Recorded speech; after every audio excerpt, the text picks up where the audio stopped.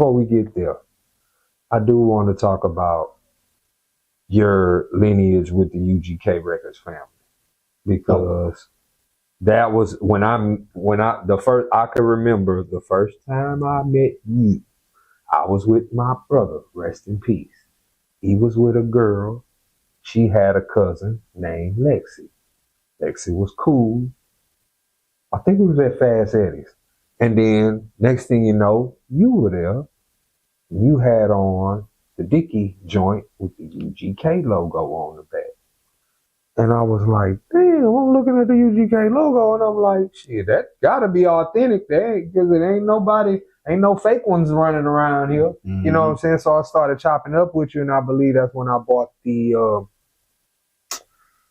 DVD, The Best of Both Worlds, with Pimp and Ken and Pimp. Oh yeah. I still got that. You know what I'm saying? I ain't never. That's a classic. I ain't never letting that go. You know what I'm saying? But I do want to talk to you about just the UGK Records experience and what that was like for you and what that means to you. You know what I'm saying? Yeah, it was a experience, man. How I first got linked up was, of course, you know, through my big bro, Ivory P, rest in peace.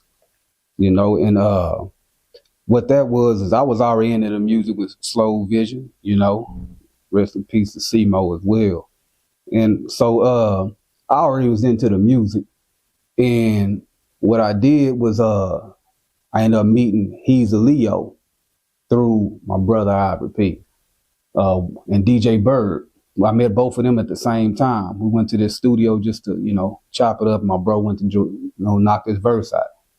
And so I ended up helping him with some merchandise, getting some merchandise somewhere. And he appreciated how I moved and the way I did things. And so, you know, we ended up exchanging numbers, and I started, you know, doing work through him, through He's a Leo.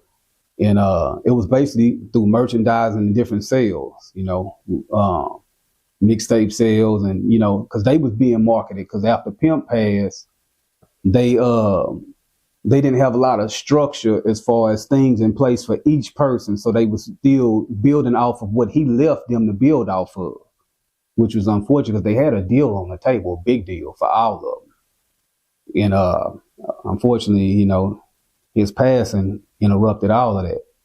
But I was pretty much, you know, traveling with them from across from different states, and just helping with the merchandising and kind of like merchandising and sales for different artists within the group. But Pimp Mama, which is Mama West, rest in peace, she was doing that.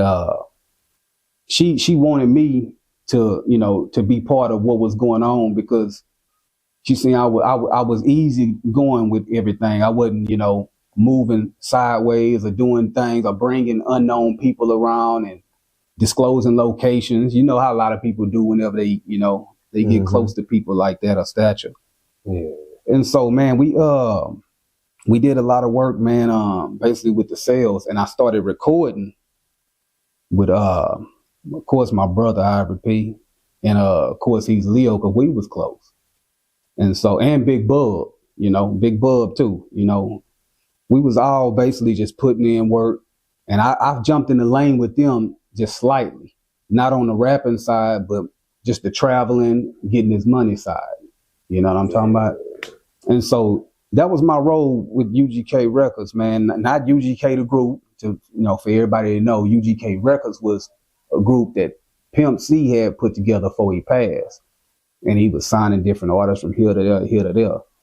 And so I didn't work directly with Pimp, which I would have been lovely to do, but I didn't work directly with him. If anything, I had a closer relationship with Bun, because I met him on several occasions and linked up with him in different spots. You know what I'm saying? And did different work, not with him, but did work for my brother while he was doing work with him, which nobody knew this, but my brother was running with the Middle Fingers on B Group first, before he really was messing with Pimp. Okay. People didn't know that.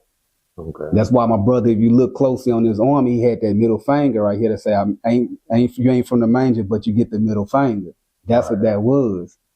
Sean Wee and Low and Baz Bam and all of them boys.